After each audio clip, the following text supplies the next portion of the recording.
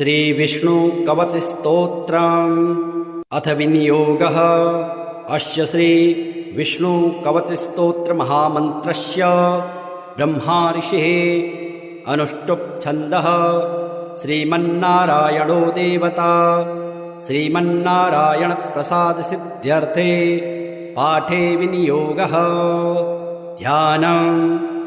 शान्ताकारं भुजगशयनं पद्मनाभं सुरेशं विश्वाकारं गगनसदृशं मेघवर्णं शुभांगं लक्ष्मीकान्तं कमलनयनं योगभिर्ध्यानगम्यं वन्दे विष्णुं भवभयहरं सर्वलोकैकनाथं।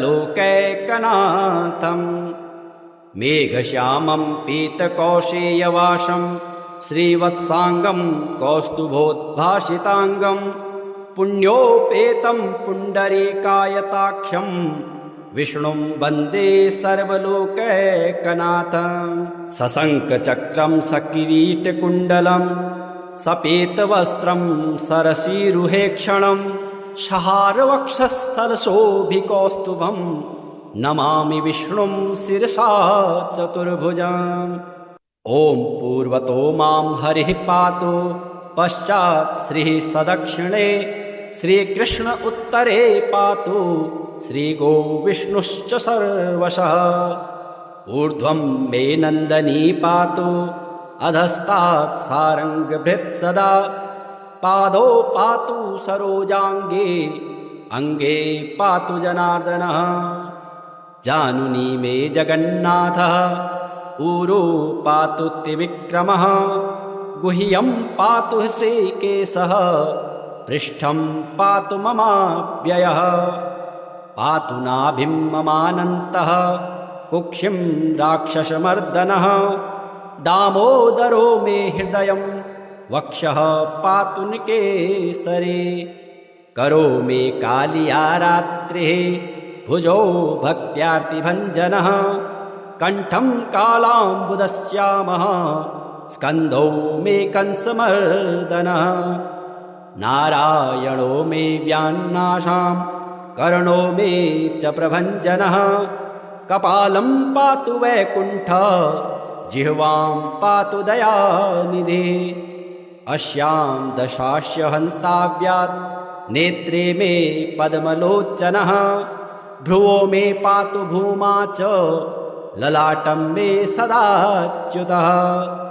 मुखं मे पातु गोविन्दः शिखां गरुडवाहनः मामशेषशायी सर्वेभ्यो व्याधिभ्यो भक्तवत्सलः।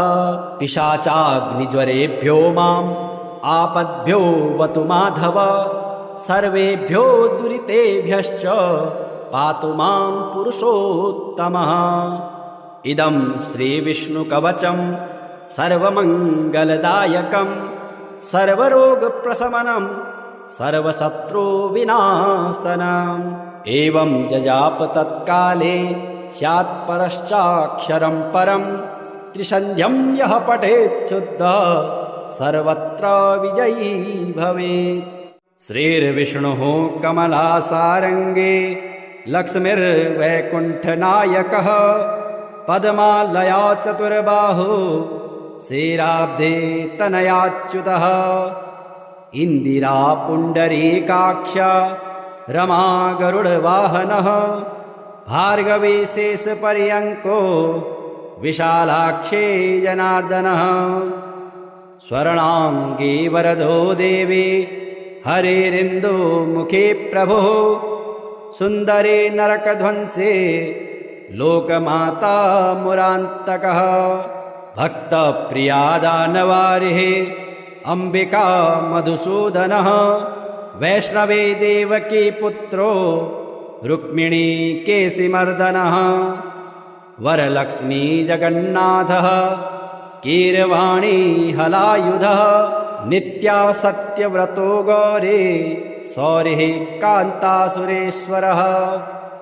नारायणी हृषीकेशः पद्महस्ता त्रिविक्रमः माधवे पद्मनाभश्च स्वर्णवर्णानिरीश्वरः सते पीताम्बरः शान्ता वनमाली क्षमा नगः जयप्रदा बलिध्वंसे वसुधा पुरुषोत्तमः राज्यप्रदाखिलाधारो माया कंसविदारणः महेश्वरी महादेवो परमा पुण्यविग्रह रमा मुकुन्दः सुमुखे मुचुकुन्दवरप्रदः वेदवेद्याब्धिजा माता स्वरूपार्केन्दुलोचनः पुण्याङ्गना पुण्यपादो पाविनी पुण्यकीर्तनः विश्वप्रिया विश्वनाथो वाग्रूपी वासवानुजः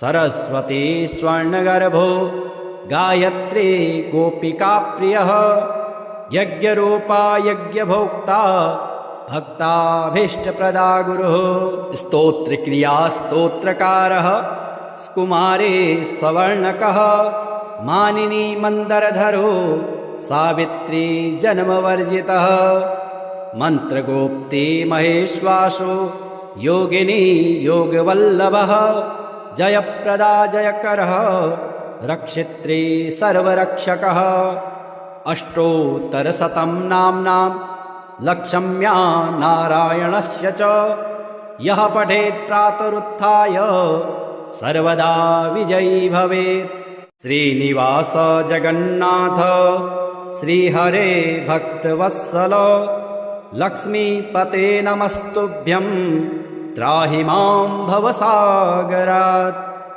राधारमण गोविन्द भक्तकामप्रपूरक नारायण नमस्तुभ्यं त्राहि मां भवसागरात् दामोदर महोदार सर्वापत्तिनिवारण हृषिकेश नमस्तुभ्यं त्राहि मां भवसागरात् गरुडध्वज वैकुण्ठ निवासिन् केशवाच्युत जनार्दन नमस्तुभ्यं त्राहि मां भवसागरात् शङ्खचक्रगदा पद्मधर श्रीवत्सलाञ्छन मेघश्याम नमस्तुभ्यं त्राहि मां भवसागरात् त्वं माता त्वं पिता बन्धुः सद्गुरुस्त्वं दयानिधे त्वत्तोऽन्यो न परो देवस्त्राहि मां भवसागरात् न जाने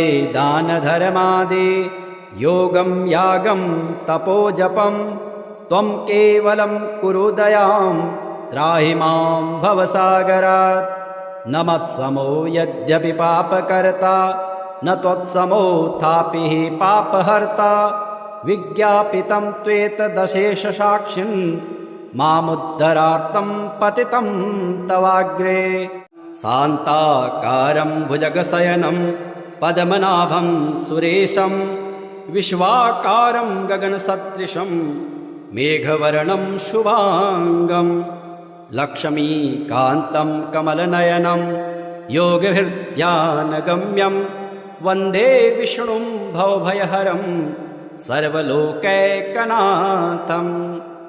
मेघश्यामं पीतकौशेयवासं श्रीवत्साङ्गं कौस्तुभोद्भासिताङ्गं पुण्योपेतं पुण्डरीकायताख्यं विष्णुं वन्दे सर्वलोकैकनाथं सशङ्खचक्रं सकिरीटकुण्डलं सपेतवस्त्रं सरसीरुहेक्षणं शहारवक्षस्थलशोभिकौस्तुभं नमामि विष्णुं शिरसा चतुर्भुजम् ॐ पूर्वतो मां हरिः पातु पश्चात् श्रीः सदक्षिणे श्रीकृष्ण उत्तरे पातु श्रीगोविष्णुश्च सर्वशः ऊर्ध्वं मे नन्दनी पातु अधस्तात् सारङ्गभृत् सदा पादौ पातु सरोजाङ्गे अङ्गे पातु जनार्दनः जानुनी मे जगन्नाथः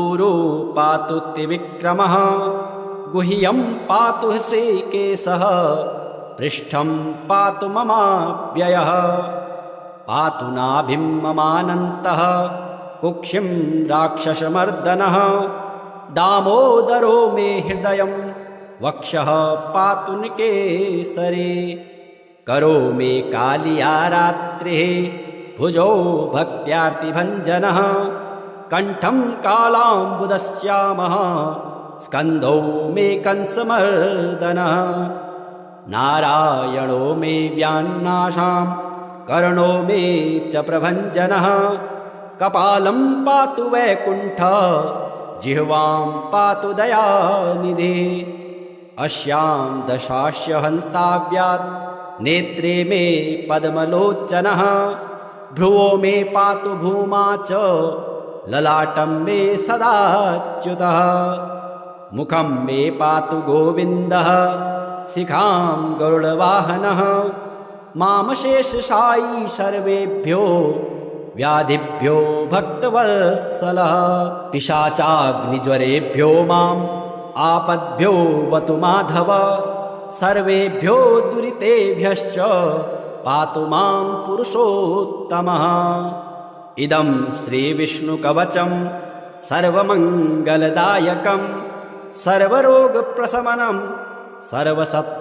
सर्वशत्रुविनाशनम् एवं जजाप तत्काले स्यात् परश्चाक्षरं परं त्रिसन्ध्यं यः पठेत् शुद्धः सर्वत्र विजयी भवेत् श्रीर्विष्णुः कमलासारङ्गे लक्ष्मीर्वैकुण्ठनायकः पद्मालया चतुर्बाहु श्रीराब्धे तनयाच्युतः इन्दिरा पुण्डरीकाक्ष रमा गरुडवाहनः भार्गवी शेषपर्यङ्को विशालाक्षे जनार्दनः स्वर्णाङ्गे वरदो देवी हरेरिन्दुमुखे प्रभुः सुन्दरे नरकध्वंसे लोकमाता मुरान्तकः भक्तप्रिया दानवारिः अम्बिका मधुसूदनः वैष्णवे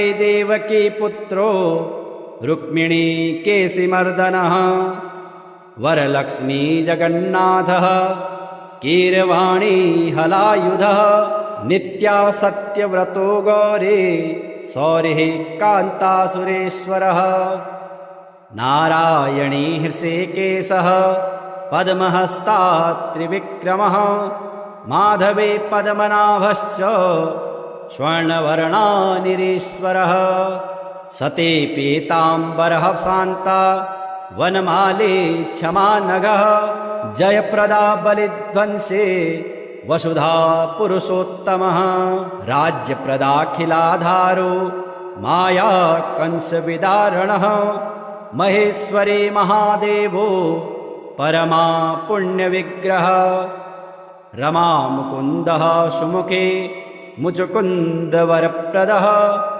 वेदवेद्याब्धिजा माता स्वरूपार्केन्दुलोचनः पुण्याङ्गना पुण्यपादो पाविनी पुण्यकीर्तनः विश्वप्रिया विश्वनाथो वाग्रूपी वासवानुजः सरस्वती स्वर्णगर्भो गायत्री गोपिकाप्रियः यज्ञरूपा यज्ञभोक्ता भक्ताभीष्टप्रदा गुरुः स्तोत्रक्रिया स्तोत्रकारः कुमारे सवर्णकः मानिनी मन्दरधरो सावित्री जन्मवर्जितः मन्त्रगोप्ती महेश्वासो योगिनी योगवल्लभः जयप्रदा जयकरः रक्षित्री सर्वरक्षकः अष्टोत्तरशतं नाम्नां लक्ष्म्या नारायणस्य च यः पठेत् प्रातरुत्थाय सर्वदा विजयी भवेत् श्रीनिवास जगन्नाथ श्रीहरे भक्तवत्सल लक्ष्मीपते नमस्तुभ्यं त्राहि मां भवसागरात् राधारमण गोविन्द भक्तकामप्रपूरक नारायण नमस्तुभ्यं त्राहि मां भवसागरात् दामोदर महोदार सर्वापत्तिनिवारण हृषीकेश नमस्तुभ्यं त्राहि मां भवसागरात् गरुडध्वज वैकुण्ठ निवासिन् केशवाच्युत जनार्दन नमस्तुभ्यं त्राहि मां भवसागरात् शङ्खचक्र गदा पद्मधर श्रीवत्सलाञ्छन मेघश्याम नमस्तुभ्यं त्राहि मां भवसागरात् त्वं माता त्वं पिता बन्धुः सद्गुरुस्त्वं दयानिधे त्वत्तोऽन्यो न परो देवस्त्राहि मां भवसागरात् न जाने दानधर्मादि योगं यागं तपोजपं त्वं केवलं कुरु दयां त्राहि मां भवसागरात् न मत्समो यद्यपि पापकर्ता न त्वत्समोऽथापि हि पापहर्ता विज्ञापितं त्वेतदशेषसाक्षिन् मामुद्धरार्तं पतितं तवाग्रे शान्ताकारं भुजगशयनं पद्मनाभं सुरेशं विश्वाकारं गगनसदृशं मेघवर्णं शुभांगं लक्ष्मीकान्तं कमलनयनं योगभिर्ध्यानगम्यं वन्दे विष्णुं भवभयहरं सर्वलोकैकनाथं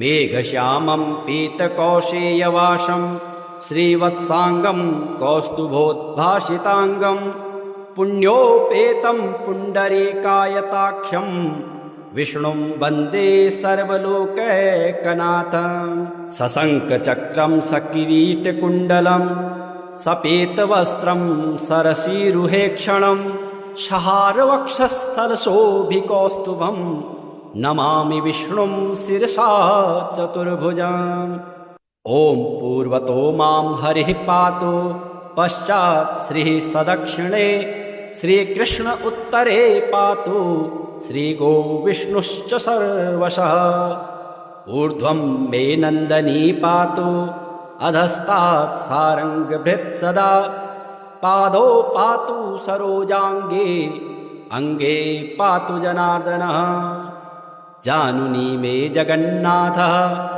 ऊरो पातु त्रिविक्रमः गुह्यं पातु हृषीकेशः पृष्ठं पातु ममाव्ययः पातु नाभिं ममानन्तः कुक्षिं राक्षसमर्दनः दामोदरो मे हृदयं वक्षः पातु निकेसरे करो मे कालिया रात्रिः भुजो भक्त्यार्तिभञ्जनः कण्ठं कालाम्बुदश्यामः स्कन्धौ मे कंसमर्दनः नारायणो मे व्यान्नाशां कर्णो मे च प्रभञ्जनः कपालं पातु वैकुण्ठ जिह्वां पातु दयानिधे अस्यां दशास्य हन्ताव्यात् नेत्रे मे पद्मलोचनः भ्रुवो मे पातु भूमा च ललाटं मे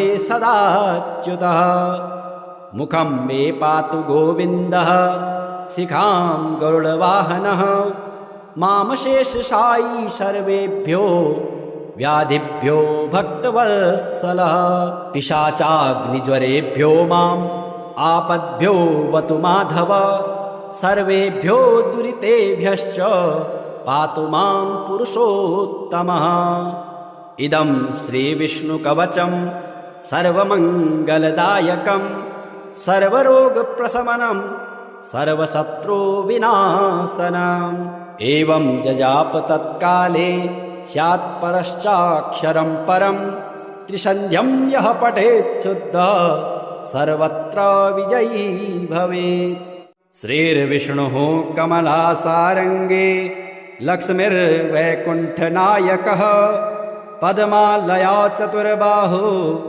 श्रीराब्धे तनयाच्युतः इन्दिरा पुण्डरीकाक्ष रमा गरुडवाहनः भार्गवी शेषपर्यङ्को विशालाक्षे जनार्दनः स्वर्णाङ्गी वरदो देवी हरेरिन्दुमुखे प्रभुः सुन्दरे नरकध्वंसे लोकमाता मुरान्तकः भक्तप्रिया दानवारिः अम्बिका मधुसूदनः वैष्णवे देवकी पुत्रो रुक्मिणी केशिमर्दनः वरलक्ष्मी जगन्नाथः कीरवाणी हलायुधः नित्या सत्यव्रतो गौरी सौरिः कान्तासुरेश्वरः नारायणी हृषिकेशः पद्महस्ता त्रिविक्रमः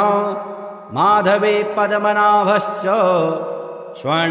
स्वर्णवर्णानिरीश्वरः सती पीताम्बरः शान्ता वनमाली क्षमानघः जयप्रदा बलिध्वंसी वसुधा पुरुषोत्तमः राज्यप्रदाखिलाधारो माया कंसविदारणः महेश्वरी महादेवो परमा पुण्यविग्रह रमा मुकुन्दः सुमुखे मुचुकुन्दवरप्रदः वेदवेद्याब्धिजा माता स्वरूपार्केन्दुलोचनः पुण्याङ्गना पुण्यपादो पाविनी पुण्यकीर्तनः विश्वप्रिया विश्वनाथो वाग्रूपी वासवानुजः सरस्वती स्वर्णगर्भो गायत्री गोपिकाप्रियः यज्ञरूपा यज्ञभोक्ता भक्ताभीष्टप्रदा गुरुः स्तोत्रक्रिया स्तोत्रकारः कुमारी सवर्णकः मानिनी मन्दरधरो सावित्री जन्मवर्जितः मन्त्रगोप्ती महेश्वासो योगिनी योगवल्लभः जयप्रदा जयकरः रक्षित्री सर्वरक्षकः अष्टोत्तरशतं नाम्नां लक्ष्म्या नारायणस्य च यः पठेत् प्रातरुत्थाय सर्वदा विजयी भवेत् श्रीनिवास जगन्नाथ श्रीहरे भक्तवत्सल लक्ष्मीपते नमस्तुभ्यं त्राहि मां भवसागरात् राधारमण गोविन्द भक्तकामप्रपूरक नारायण नमस्तुभ्यं त्राहि मां भवसागरात् दामोदर महोदार सर्वापत्तिनिवारण हृषिकेश नमस्तुभ्यं त्राहि मां भवसागरात् गरुडध्वज वैकुण्ठ निवासिन् केशवाच्युत जनार्दन नमस्तुभ्यं त्राहि मां भवसागरात् शङ्खचक्रगदा पद्मधर श्रीवत्सलाञ्छन मेघश्याम नमस्तुभ्यं त्राहि मां भवसागरात् त्वं माता त्वं पिता बन्धुः सद्गुरुस्त्वं दयानिधे त्वत्तोऽन्यो न परो देवस्त्राहि मां भवसागरात् न जाने दानधर्मादि योगं यागं तपोजपं त्वं केवलं कुरु दयां त्राहि मां भवसागरात् न मत्समो यद्यपि पापकर्ता न त्वत्समोऽथापि हि पापहर्ता विज्ञापितं त्वेतदशेषसाक्षिन् मामुद्धरार्तं पतितं तवाग्रे शान्ताकारं भुजगशयनं पद्मनाभं सुरेशं विश्वाकारं गगनसदृशं मेघवर्णं शुभाङ्गं लक्ष्मीकान्तं कमलनयनं योगहृद्यानगम्यं वन्दे विष्णुं भवभयहरं सर्वलोकैकनाथं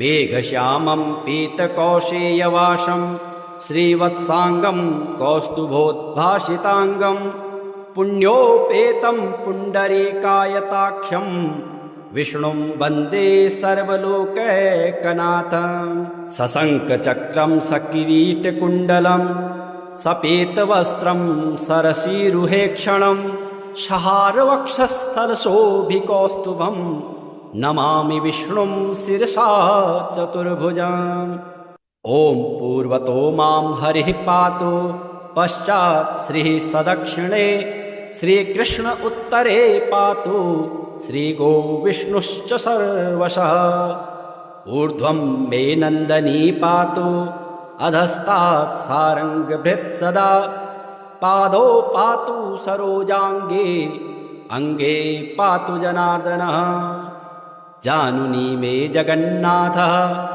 ऊरो पातु त्रिविक्रमः गुह्यं पातु श्रीकेशः पृष्ठं पातु ममाव्ययः पातु नाभिं ममानन्तः कुक्षिं राक्षसमर्दनः दामोदरो मे हृदयं वक्षः पातु निकेसरे करो मे कालिया रात्रिः भुजो भक्त्यार्तिभञ्जनः कण्ठं कालाम्बुदश्यामः स्कन्धौ मे कंसमर्दनः नारायणो मे व्यान्नाशां कर्णो मे च प्रभञ्जनः कपालं पातु वैकुण्ठः जिह्वां पातु दयानिधे अस्यां दशास्य हन्ताव्यात् नेत्रे मे पद्मलोचनः भ्रुवो मे पातु भूमा च ललाटं मे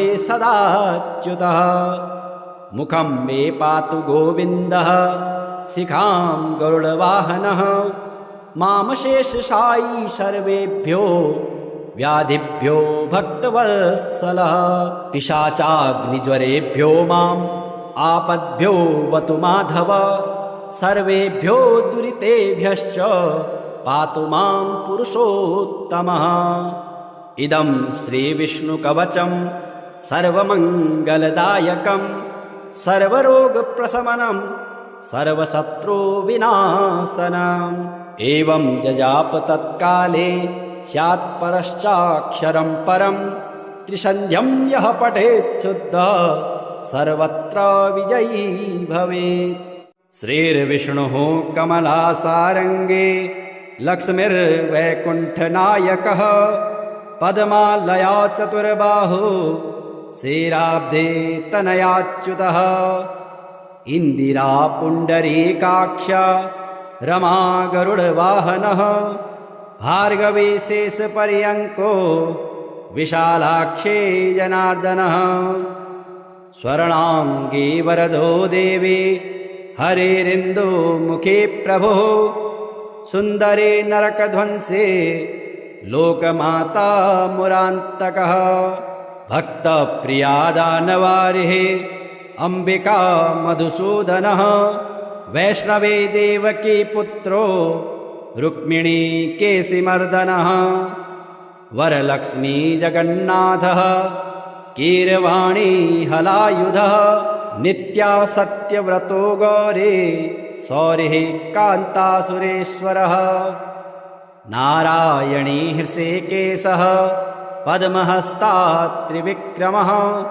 माधवे पद्मनाभश्च स्वर्णवर्णानिरीश्वरः सते पीताम्बरः शान्ता वनमाले क्षमानघः जयप्रदा बलिध्वंसे वसुधा पुरुषोत्तमः राज्यप्रदाखिलाधारो माया कंसविदारणः महेश्वरी महादेवो परमा पुण्यविग्रह रमा मुकुन्दः सुमुखे मुचुकुन्दवरप्रदः वेदवेद्याब्धिजा माता स्वरूपार्केन्दुलोचनः पुण्याङ्गना पुण्यपादो पाविनी पुण्यकीर्तनः विश्वप्रिया विश्वनाथो वाग्रूपी वासवानुजः सरस्वती स्वर्णगर्भो गायत्री गोपिकाप्रियः यज्ञरूपा यज्ञभोक्ता भक्ताभीष्टप्रदा गुरुः स्तोत्रक्रिया स्तोत्रकारः कुमारे सवर्णकः मानिनी मन्दरधरो सावित्री जन्मवर्जितः मन्त्रगोप्ती महेश्वासो योगिनी योगवल्लभः जयप्रदा जयकरः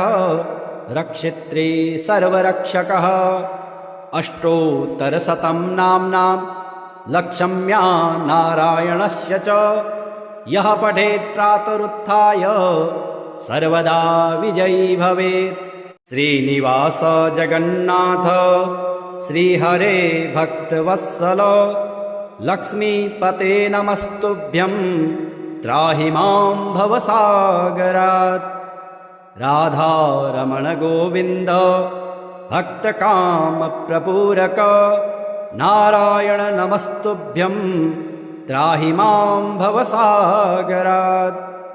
दामोदर महोदार सर्वापत्तिनिवारण हृषिकेश नमस्तुभ्यं त्राहि मां भवसागरात्। गरुडध्वज वैकुण्ठ निवासिन् केशवाच्युत जनार्दन नमस्तुभ्यं त्राहि मां भवसागरात्। शङ्ख चक्र गदा पद्मधर श्रीवत्सलाञ्छन मेघश्याम नमस्तुभ्यं त्राहि मां भवसागरात्।